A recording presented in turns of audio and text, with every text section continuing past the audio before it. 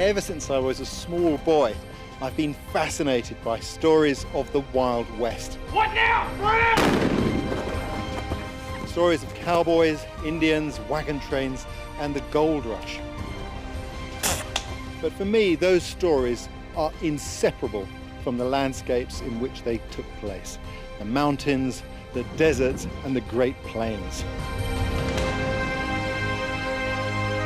In this series, I'll be discovering how the early pioneers conquered the mighty mountain ranges and the vast expanses of the Great Plains. How the homesteaders and cowboys overcame extreme temperatures, blizzards, and drought. And I will be finding out how the plants, animals, and natural resources of this unknown wilderness offered unimaginable wealth and opportunities for the new nation.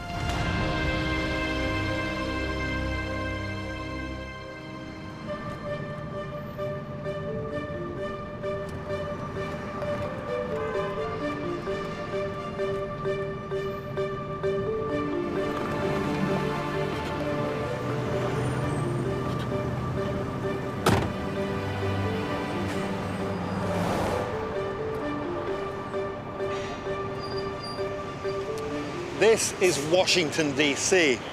Now, I can't claim that this is my natural environment, but it is a very beautiful city. When you look around here, you see leafy, wide boulevards, neoclassical architecture.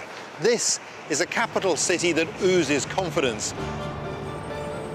It was the nerve center, the command control of the Western frontier as it swept across the continent in the 1800s. The very spirit of the Wild West was forged right here. In 1786, there were just 13 states in the Union, and most of the land out there to the west was still unmapped and virtually unexplored. Over the next 100 years, the population would be encouraged to press westward to colonize the yet untamed land. To do so, they faced enormous challenges. In the middle of the continent, there was this huge sea of grassland, the Great Plains. Then below that and further to the west were great and very arid deserts. But even before that, there were mountains to contend with. Here on the east coast, the maze of the Appalachians, then the Rocky Mountains, an almost impenetrable barrier, and lastly the Sierra Nevada. And in this episode, it's the mountains I want to focus on. As I find out how each of these three mountain ranges would change the course of history as the frontier pushed west. This is the American Capitol building, and there's a painting here that really expresses the attitude of the emerging nation.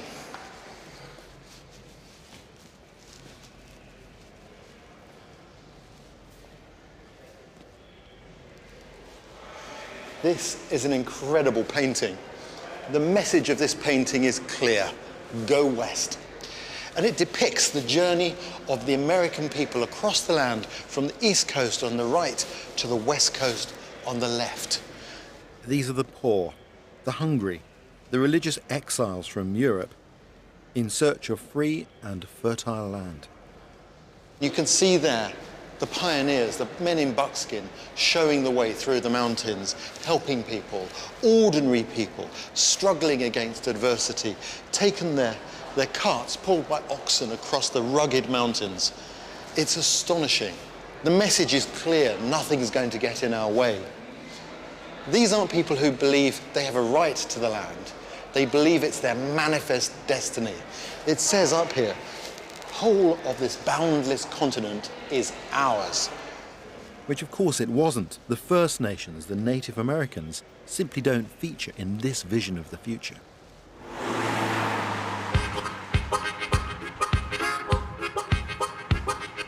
The early European settlers established a strip of colonies along the length of the east coast from Massachusetts in the north to Georgia in the south. But less than 100 miles inland, the wooded slopes of the Appalachians would prove to be the first big barrier for westward migration. Well, there are no prizes for guessing why these mist-shrouded mountains get their name, the Great Smokies. There's a stunning, very peaceful landscape.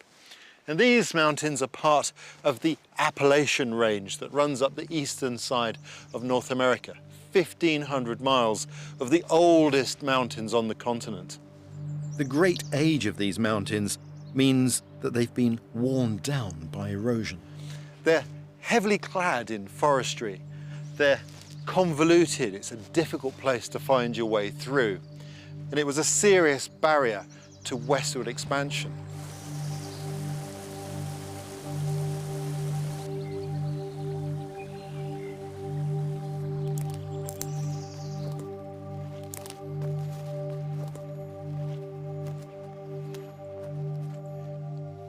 The forest's thick today, but it's hard to imagine that this has actually all been cut down and regrown since the early pioneers were here. But I'd love to have seen the forest that they encountered. We know that the trees were much bigger. There are incredible accounts of sycamores that were hollow and they could shelter 30 men, and spruce trees that were 20 feet around. It must have been staggering. With their big trees and crumpled and forested ridges, it's no wonder that the Appalachians kept the settlers pinned against the east coast. But their fertile slopes promised attractive farming land for burgeoning colonies, and soon the new arrivals started to move into the mountains. However, there was one fundamental problem. They were trespassing. This land was already occupied.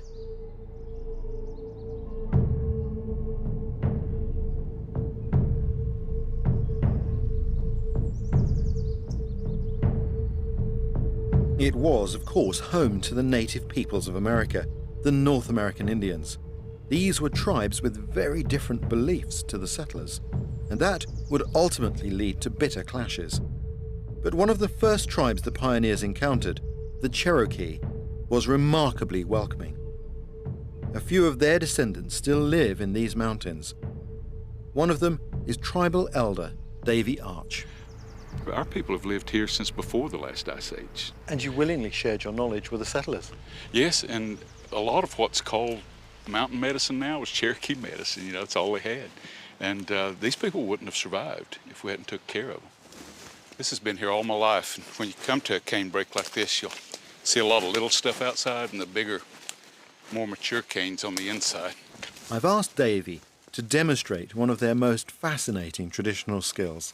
There's a few rules of thumb that I try to pass on. One is that you never take the first plant when you're looking for a resource. You always wait till you find the fourth or the seventh. And it takes about 3 or 4 years for it to mature. So we want to look for the darkest color and the straightest stalks. And that's exactly what we're looking for right there. And just right to squirrel hunt with. Bit of straightening needed. Yep. Okay.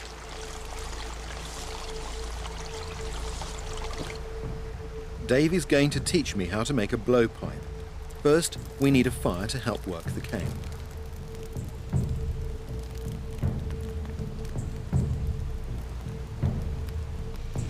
I can see you're all set up, Davy. Yes. So, come on, tell me about the river cane, because that's got a lot of significance to you, hasn't it? I tell you, the river cane in the past for us was kind of like Walmart for people today. It provided us with all kinds of resources. We built our houses out of it, we ate the sprouts, we made our baskets and stuff that we used in everyday life, and it grew along the edge of every village. Well, I guess we better get on with it, because I'm really keen to see this in use. All right, well, the trick to straightening the cane is to heat it in the fire, and while it's hot, the inside fibers become flexible and you can bend it without breaking it. Right, well, let's see if I can, how I get on, because I have to be a bit careful.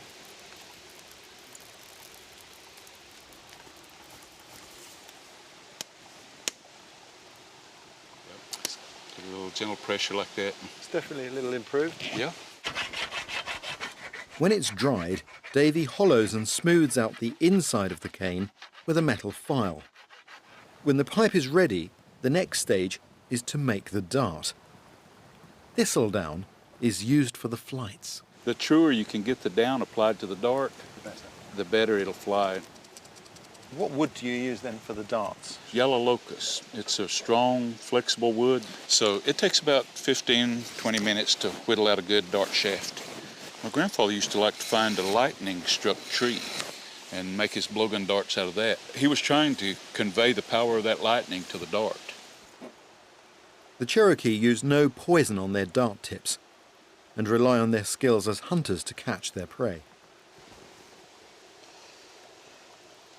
That is amazing. That is truly impressive. That's fantastic. Applying the thistle to the dart shaft is a real art form. That is difficult. And there it is. Push the dart down into a piece of cane. Let's see if I can hit that target with it over there. Fantastic. You can't watch that and not want to have a go. It seems extraordinary now that the Cherokee shared their skills and land with the first settlers. Oh, wow, that's pretty close. Try again. But in the early 1800s, it must have seemed like there were riches enough for everyone in these mountains.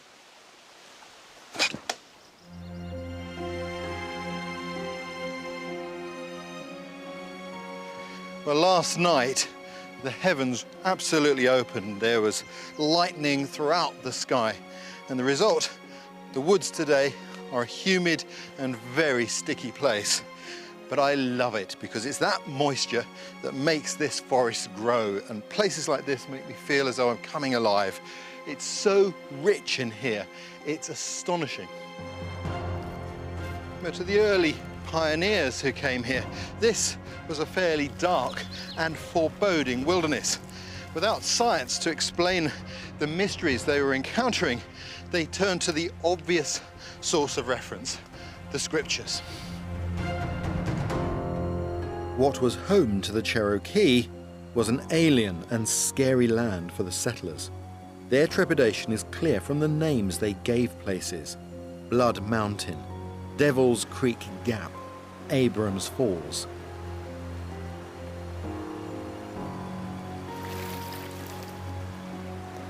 And the local wildlife was equally unnerving. As wildlife biologist, Thomas Floyd is about to show me. Thomas, tell me you've had some luck. I have. Is that what I think it is? It's a mud dog, A mud dog? a devil dog. Is that a hellbender? It is a hellbender. They've got some horrible names, haven't they? A snout otter even. God, let's have a look. That's incredible. Wow. This is an animal that I never thought I would see in my lifetime because it's really rare, isn't it? It is incredibly rare. It requires clear, clean flowing waters. Human activity has introduced a lot of soil and a lot of streams.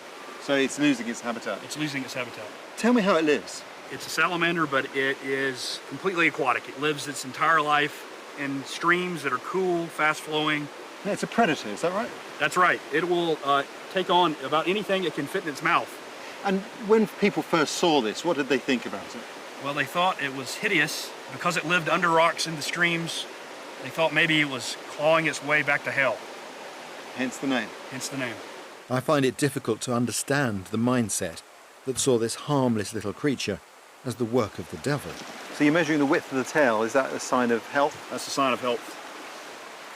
I think they're quite charming, really, aren't they? They really don't deserve all the nasty names they've been given. Let's get her back home. Europeans would never have seen creatures like this, and to the waves of religious exiles landing on these shores, the Puritans, the Catholics, the Baptists, and the Mormons, the scriptures coloured their entire view of this land.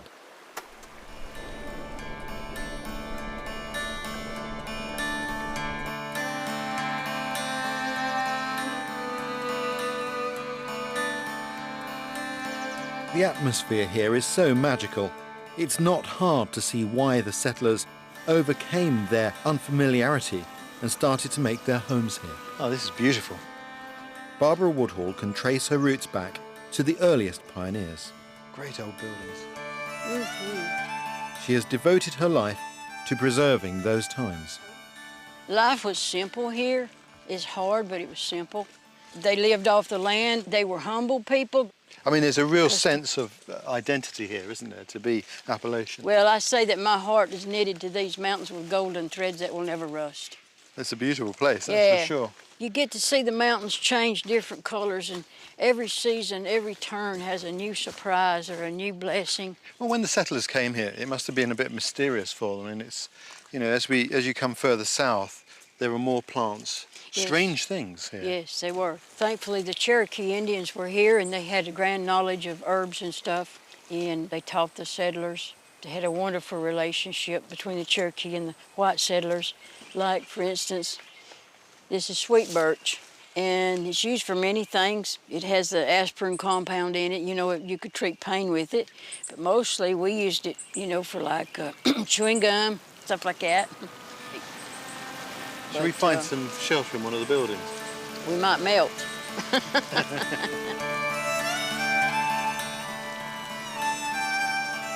By the early 1800s, there were thousands of families like Barbara's pushing west into the Appalachians.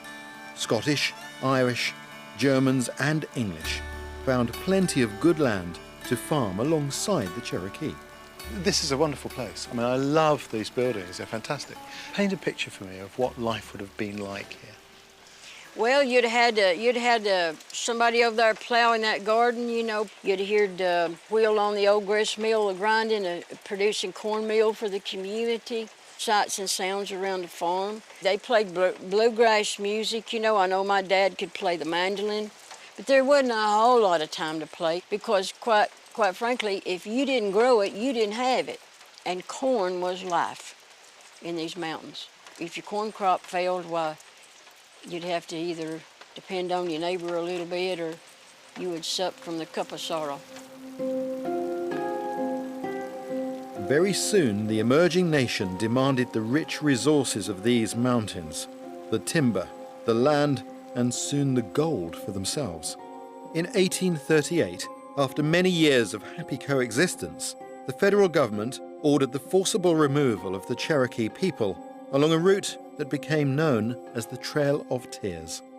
The two communities were split asunder.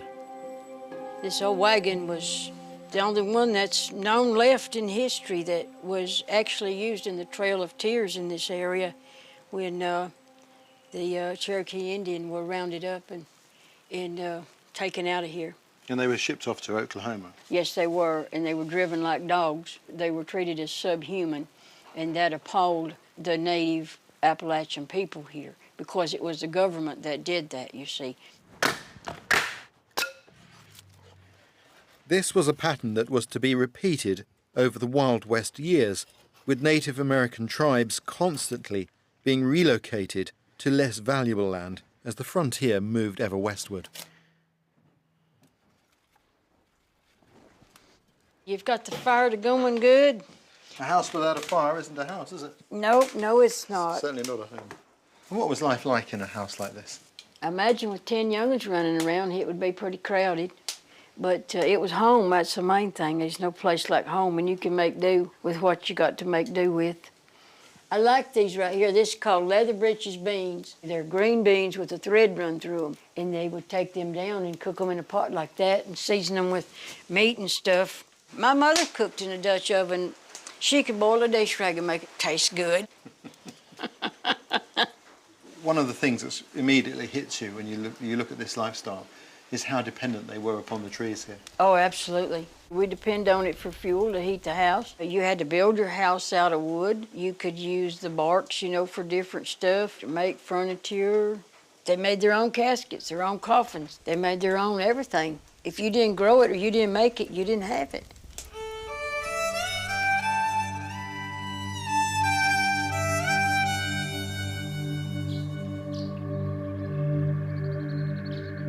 Wood was abundant in the 19th century.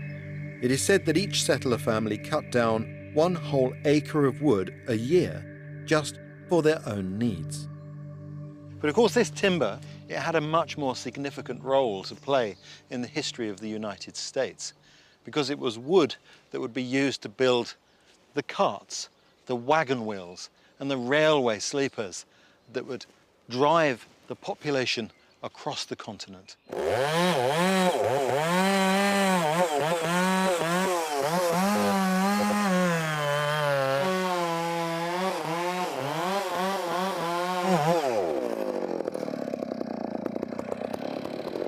Curry is a lumberjack whose job it is to steward these forests.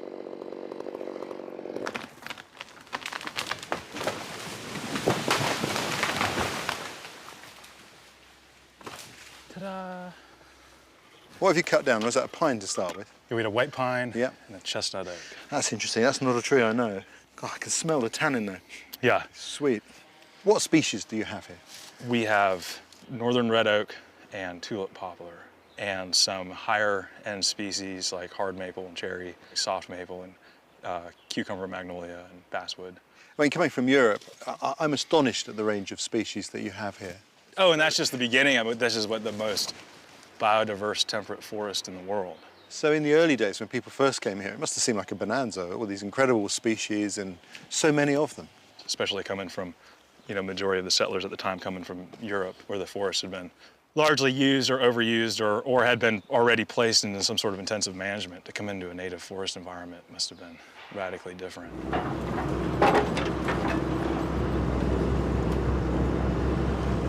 Among the first settlers in these mountains were the ancestors of Sanford McGee.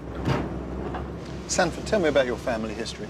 Well, my folks came over the mountains down through, from Virginia down through East Tennessee when this was all complete wilderness. They moved there in 1806 and were on the same piece of land and living there all the way through to the 1920s. That's when my father was born in the same house where my grandmother and great-grandfather was born. I have some photographs, actually, from my grandparents' collection.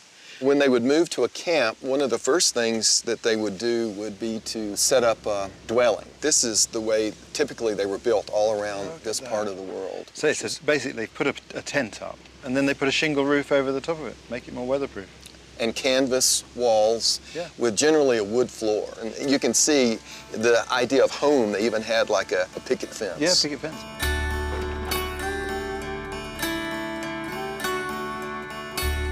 These logging camps were temporary. They would move in, cut down the timber, and then move on. Timber had to be hauled by men and oxen or floated down rivers. It was hard work. This was the way all the trees were cut with a crosscut saw, like this. And this was a cant hook. This would hook into the back of the log, and I would just roll it once it hooked in. What we saw today with that was the way it's done. Yeah. You can imagine how long it would take to move that many logs to the mill. The lumber industry expanded rapidly as Americans logged their way across the country. By 1900, over 40% of the standing American forest first encountered by the colonists had been chopped down. It's a shocking figure, but in the days before coal and oil, the forests provided the nation's only fuel and its chief building material. Wood was literally driving the nation west. Around 1810, just as the settlers and religious revivalists were exploring the Appalachian Mountains in the east, over 2,000 miles away to the west, a very different kind of pioneer was making important inroads into another mountain range.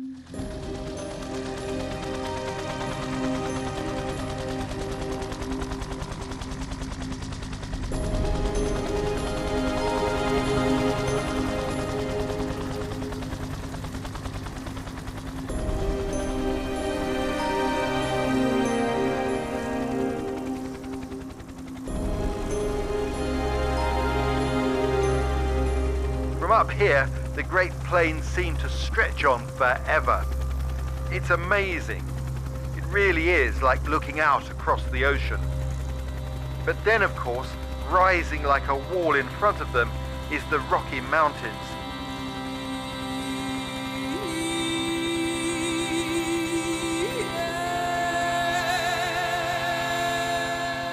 They're only young mountains, 80 million years old. And you can see that when you look at them, because they've got these really sharp edges in complete contrast to the weathered domes of the Appalachians.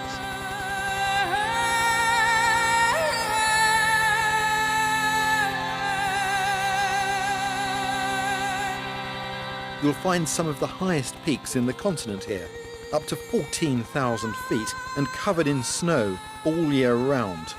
North to south, they stretch for more than 3,000 miles. It's only when you get up here that you could really get a sense of what a bruising landscape this was. How difficult it would have been for people traveling across this landscape. It must have seemed impenetrable.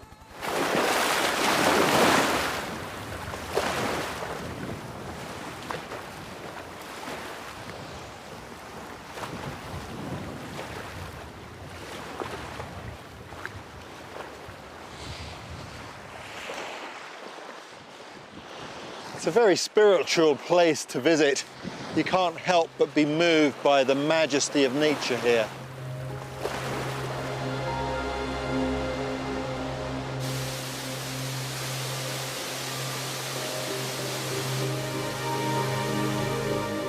Glaciers and rivers have shaped the range through its history.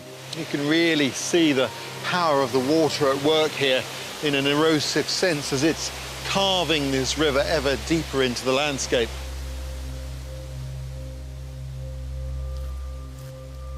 The abundance of water and the variety of climate and plant life makes this a perfect habitat for wildlife. In the early 1800s, the Rocky Mountains would have been teeming with animals, everything from mountain goats and bighorn sheep to elk.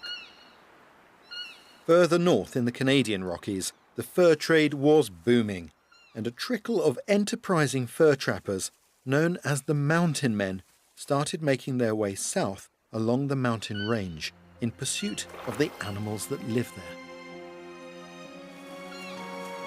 See the elk cow there with her calf.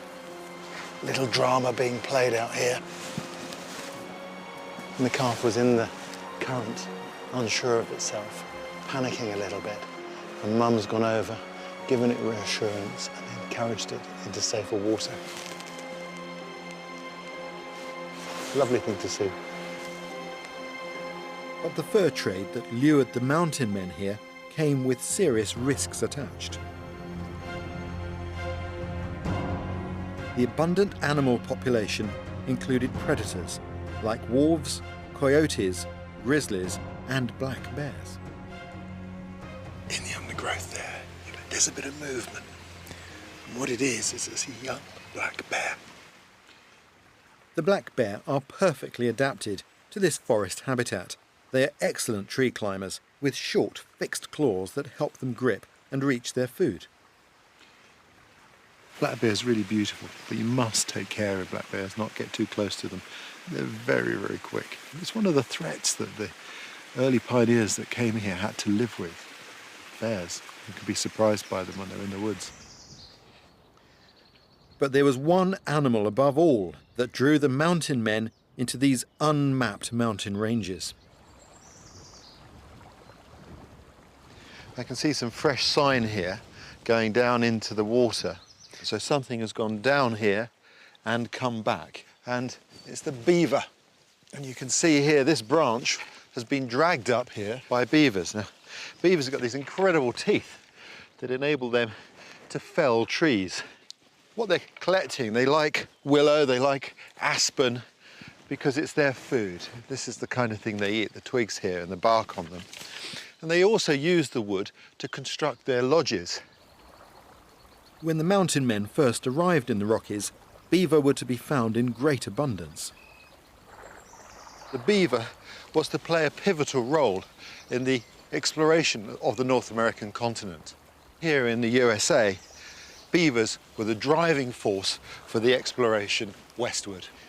That's what brought the Mountain Men into this land. They came here to make money, and what they were after was this. This is what it was all about. That is a beaver pelt. So what was all the fuss about? What was special about the beaver's fur? Actually, what they were interested in was these short hairs underneath, the insulating hairs. What the hairs were being used for was to make felt. When they were put together in the felting process, they made for a very stiff felt, which powered the fashion trend for tall hats. The more important you were, the bigger the hat you wore. It's astonishing to think that it was a fashion trend that would drive the exploration of a whole continent. By 1840, about 3,000 mountain men had travelled to the Rocky Mountains to trap the beaver and other wild animals that lived here. Some joined fur companies and were organised into military-style regiments, trapping animals in return for a salary. Others worked alone in this inhospitable wilderness, with the help of one of the toughest animals they had. Modern-day mountain man Stu Sorensen has spent his life as a mule packer and guide. So this is a pack animal. You ride these animals as well? Well, yeah, it's nice to use them for everything. And why the mule, not the horse? Yeah, they're tough, you bet, and smart. The tougher the country is, the better they are. I mean, they really are tough animals, and they're very intelligent, and they know where they're putting their feet all the time. They're looking and they're watching. They won't get themselves in trouble. They don't panic as much as a horse would. They build a trust in you by never putting them in a spot where they're going to get hurt. You have a unique bond of trust between you. You're gorgeous. Stu is going to take me on one of the early trails the pioneers used to get into the mountains. Hey, it's been a little while. How's those stirrups? They gonna be all right? There we go. That's fine. Okay. Come on, Joe. Come on, you're all right. Walk. Walk. Heads up. Come on.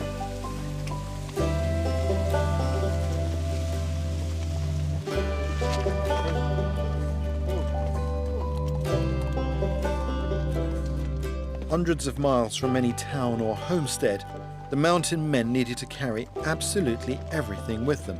Knives, pots and pans, coffee, salt and tobacco, and of course, hopefully dozens of beaver pelts.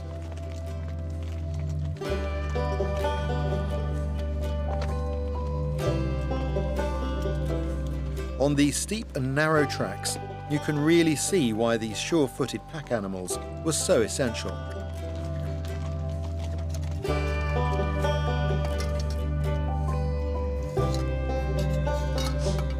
This is aspen, inner bark off aspen tree. Here, Stu. Oh, thanks. It's going good. Now, Stu, you've really lived the old mule packing life, haven't you? For many, many years. I made a living in the mountains, guiding, packing, scouting, fishing trips, you know, just because I like being there. When I go back in the wilderness, it's just like that. It hasn't changed back there. Yeah. You can still live the same way, take care of the land, leave no trace, just move through like a shadow and enjoy, soak it up. It really did take special people to pioneer the routes into this country.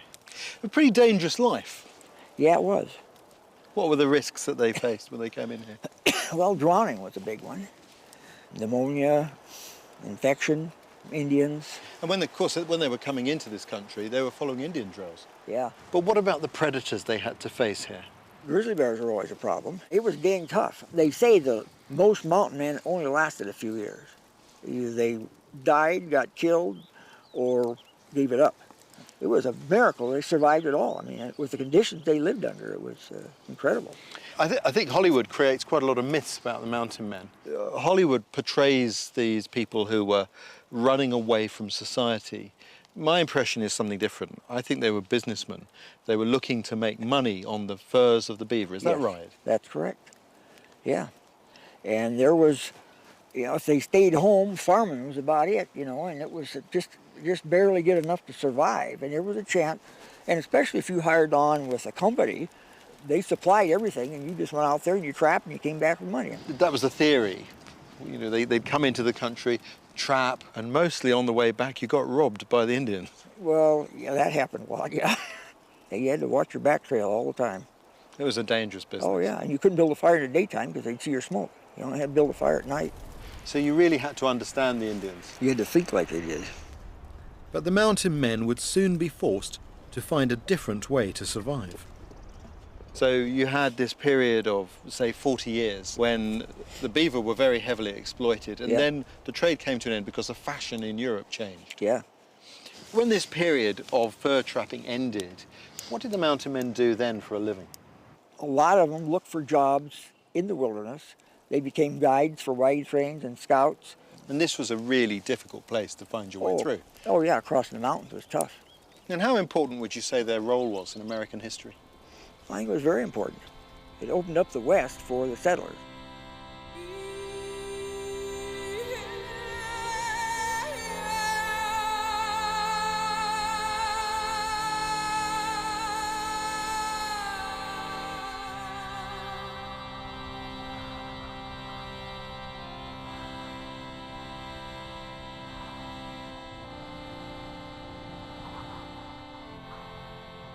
The mountain men searched out for simple routes through the difficult terrain, and that's exactly where I'm standing. It doesn't look mountainous, but this is a giant pass through the Rocky Mountains called South Pass.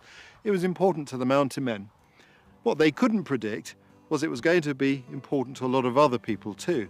And in the years after this pass was established, half of humanity would pass through here in wagon trains heading to start new lives in the West.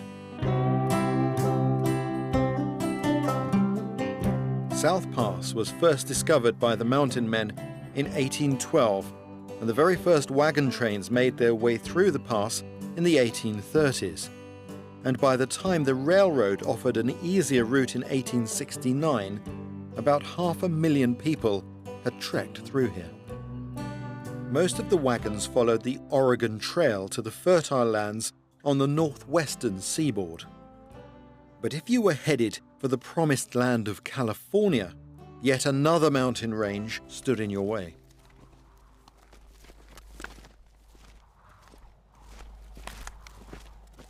These are the Sierra Nevada, 500 snow-capped peaks with extremely steep eastern flanks, especially dangerous in winter.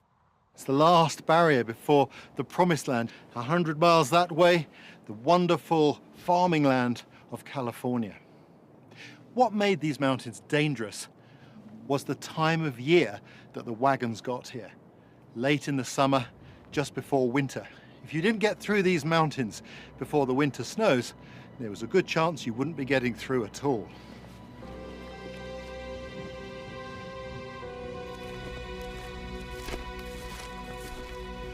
In October 1846, a wagon train known as the Donner Party pitched up here at Truckee Lake on the east flank of the Sierra Nevada.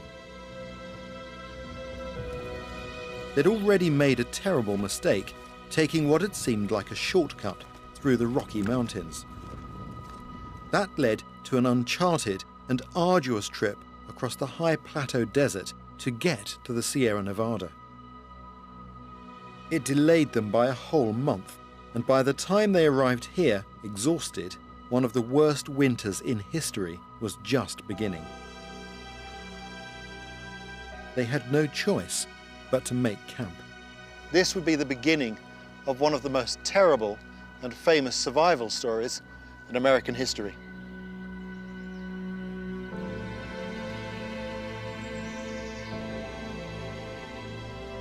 There were about 90 members of the Donner Party stranded here.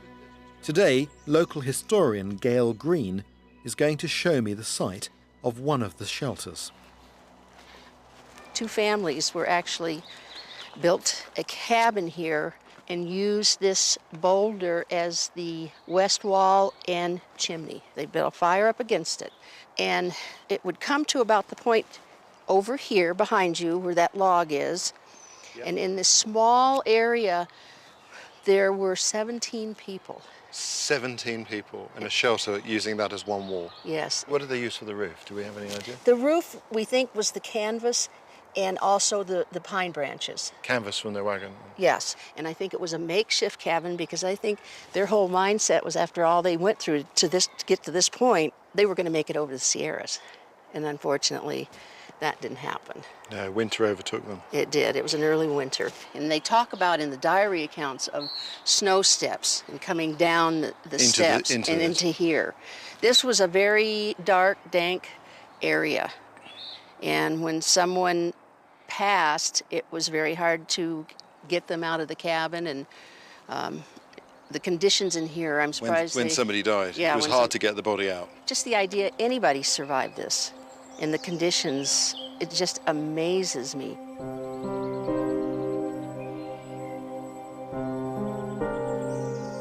The winter of 1846 was particularly harsh, trapping the families inside their cramped and filthy cabins for days at a time.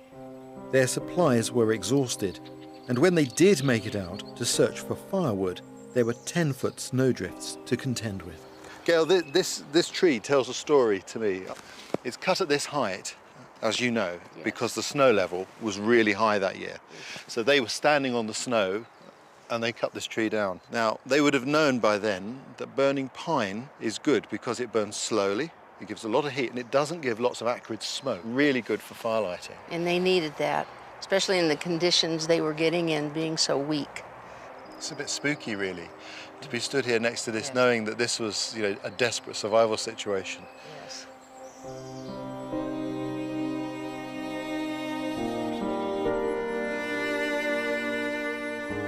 Life at the camp was utterly miserable. By November, they were starving, and apart from mice, all they had to eat were rugs made out of the skins of their dead oxen. They must have been in a very bad physiological state. Yes. That's the one feature of all the Indian cultures across the mountains in America, is how resourceful they were at finding edible roots and saving these things. They did not have a mountain man, and I think that made a big difference. And one of the things I really want to stress is they weren't just stupid. To get to this point, they had to have knowledge. If you watched your children die in front of you and cry for hunger, I mean, it was a really sad situation.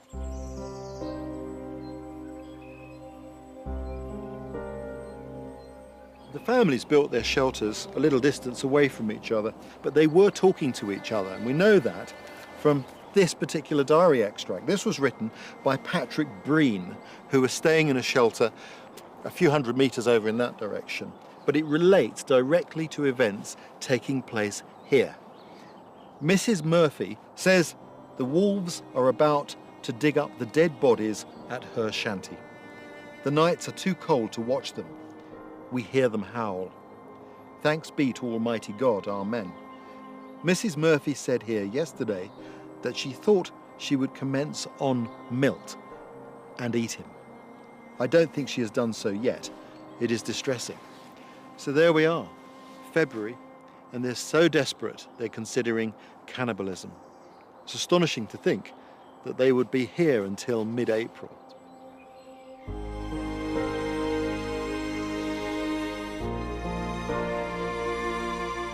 Although never freely admitted, survivors' accounts of cannibalism at Truckee Lake were telegraphed across the continent to a horrified population. It's tremendously important to remember that the Donner Party wasn't an expedition. This was a family affair. Less than half of the party was made up by adult males. Quite frankly, it's a miracle that anybody survived at all. But of the 91 souls that were trapped in this mountain pass, 49 survived, and they made it west.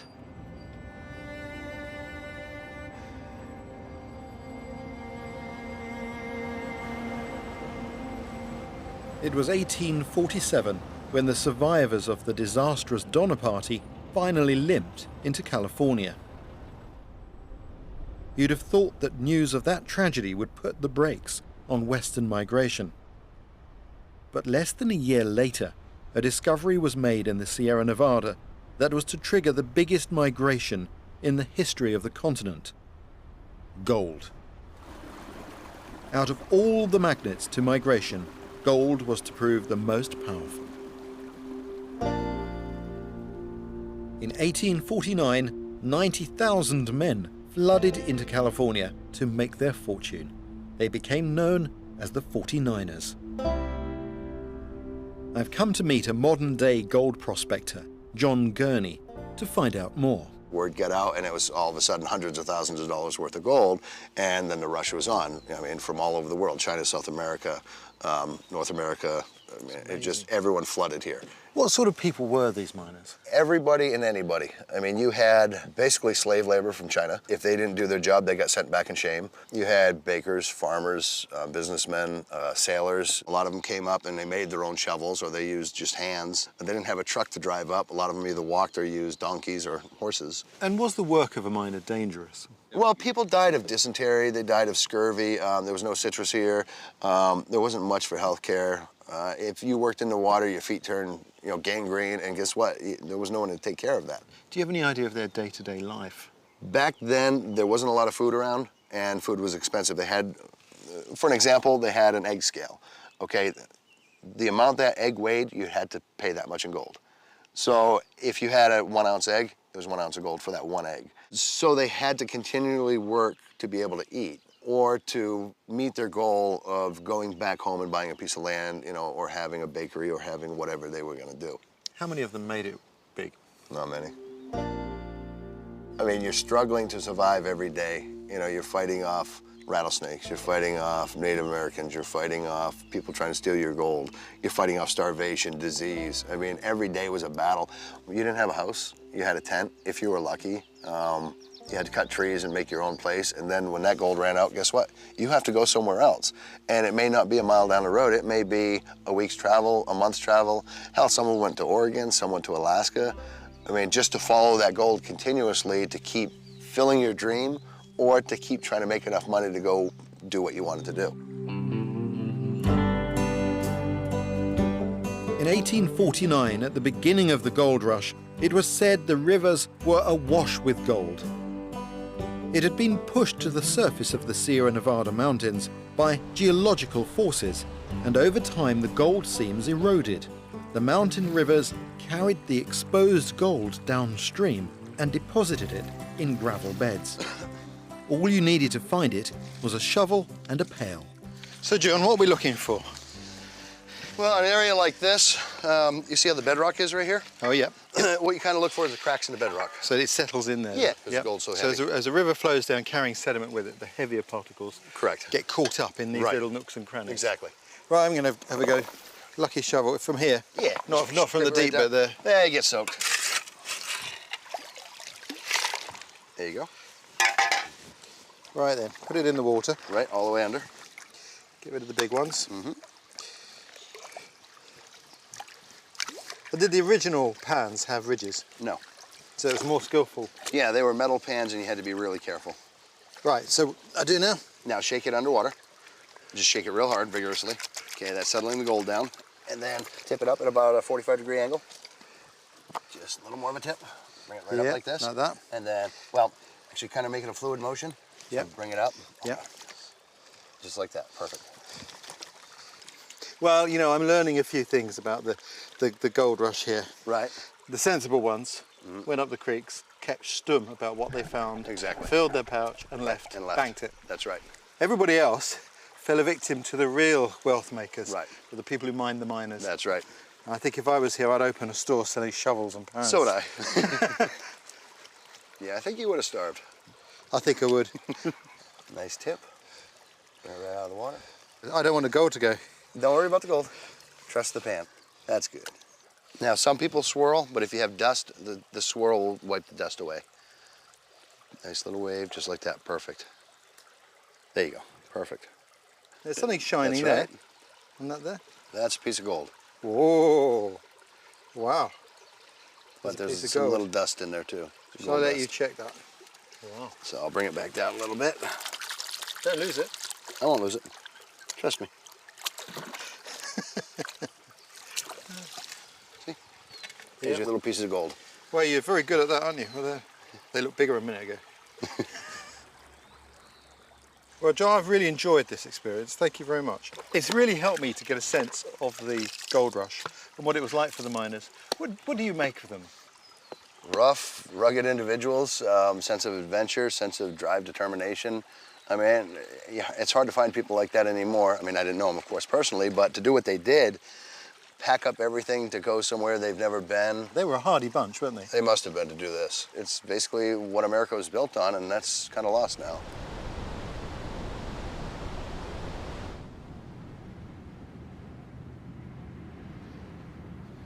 I find it really fascinating that yet again, behind the great American narrative of get rich quick, lies another story of poverty and hard slog for the masses.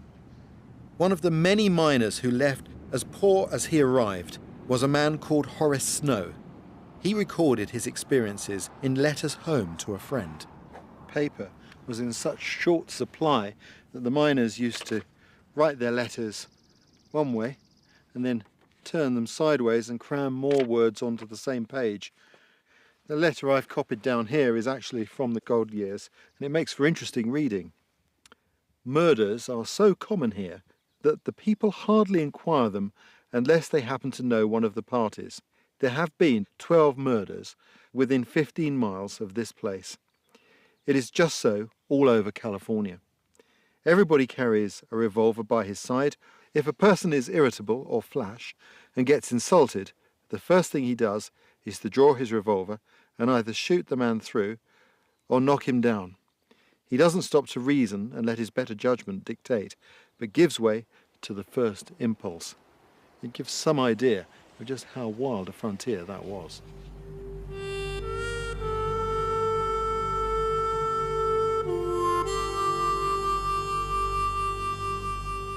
By 1855, over 300,000 fortune hunters had arrived in California, and the lone gold panners had been overtaken by large mining companies.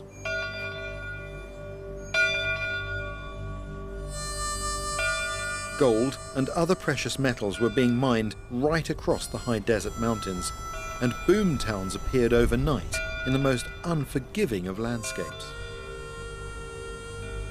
I'm standing at about 8,000 feet above sea level. The hills here experience winds that can gust to 100 miles an hour. There are no trees, and in the winter the valleys here simply choke up with snow. So this would seem to be an unlikely place to build a town, but there is a town here. This is the town of Bodie. And for a period of just 4 years, this town really boomed. What drew people here was gold fever.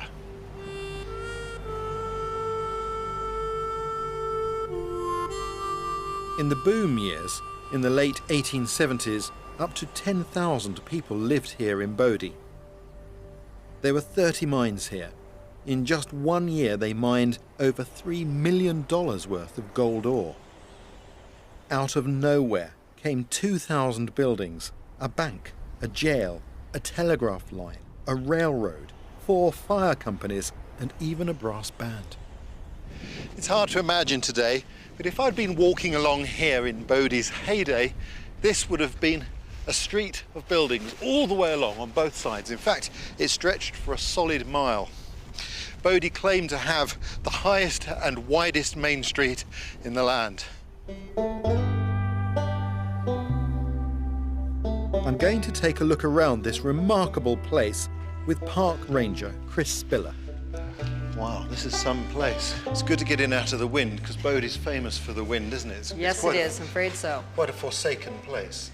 Yes, and you can imagine how people felt that way, especially some of the wives and the children. There's a wonderful story about a little girl from San Jose who learned she was moving to Bodie, which was renowned for the bad men and the gunfights. And supposedly her prayer that night was, "Goodbye, God, I'm going to Bodie." What was life like? If you were a miner, you would work 6 days a week, 12 hours a day. You would be down in a vertical shaft, and then tunnels went out from the shaft. And it would be dark and dismal. Ventilation was not good. You could die from the built-up gases. You could even drown in a mine here. The groundwater table was very high. If you had a careless operator in the lift or the cage that was taking you down, that could send you and the car crashing down and kill you several hundred feet. The deepest mines were 1,200 feet. What did the miners do for entertainment? Well, we had the dance halls. You could dance with a girl for a dime down there. There was always a show going on. You could go out to Booker Flat. They had a horse racing track out there. You could go out and have a flutter on the horses. You also could watch the baseball team. They had the Bodie Mutts. They had the gambling halls. Those were very popular. And you had very grim-faced dealers. They always had a gun ready if anyone got out of hand. When miners and their families moved on to the next big excitement, they were charged on the roads by the weight of their possessions, so they simply left most of their things behind.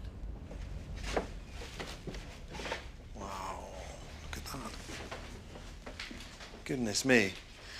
The mattresses are still on the beds. Even a pair of women's drawers lying on top there. But there were beds in Bodie that saw a different sort of action, weren't there? Yes, there were. There was a big red light district on Bonanza Street in the north end of town. Prostitutes would entertain their clients in one-room cabins called cribs. They were not very glamorous if you think about Hollywood and portrayal of whorehouses. So this is the general store.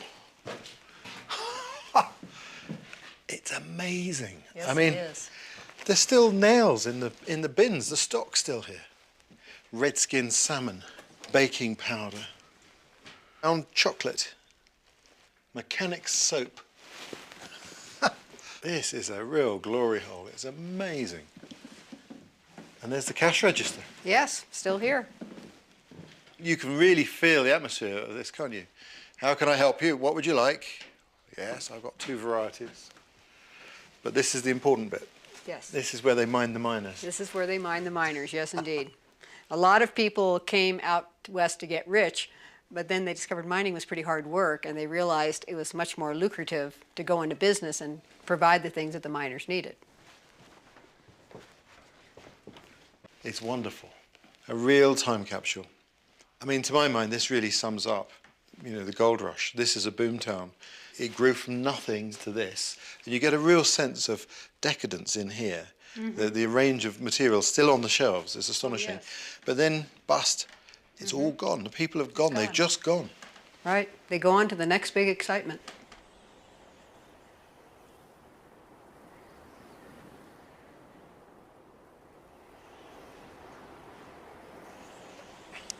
Like so many parts of the story of the Wild West, the story of the mountains is one of great change. Both people and places come and go with the blinking of an eye.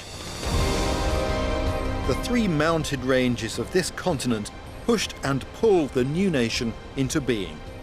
The Appalachian forests provided the timber for the buildings, wagons and railroads to push the nation west. In the Rocky Mountains, the pursuit of fur pulled the mountain men into the unexplored heart of the continent, opening up the way for the wagon trails. The gold of the Sierra Nevada pulled thousands of migrants west and gave the young Americans the money they needed to build their cities and industries. The geography of these mountains transformed the fortunes of the emerging nation.